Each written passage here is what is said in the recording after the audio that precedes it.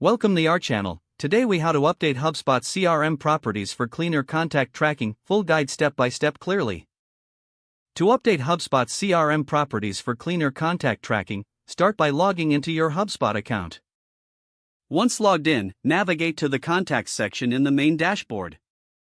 Select Contacts from the drop-down menu to access your contact list. Locate the contact whose properties you want to update by using the search bar. Click on the contact's name to open their profile. In the contact profile, look for the Properties panel on the right side of the screen. Click on View All Properties to see a complete list of existing properties. Identify the property that needs updating. Click on the pencil icon next to the property you want to edit. A dialog box will open, allowing you to make your changes. Make sure to input accurate and relevant information. Once you've updated the property, click Save to apply the changes. Repeat this process for any additional properties you want to modify. To ensure consistency, review your custom properties regularly. Next, consider setting up property validation rules for future data entries. Navigate to the Settings gear icon in the upper right corner of the dashboard. In the Settings menu, go to the Properties section under Data Management. Select the property you want to validate and scroll down to Validation Rules.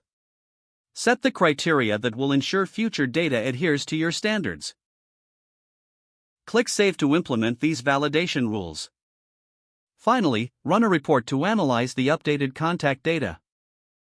This will help you evaluate the effectiveness of your changes. With these steps, you can maintain cleaner contact tracking in HubSpot CRM. If the page does not load, refresh the browser or try again in a private or incognito window.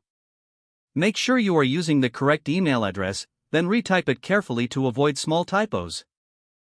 If your password is not accepted, use the reset option and create a new strong password you can remember.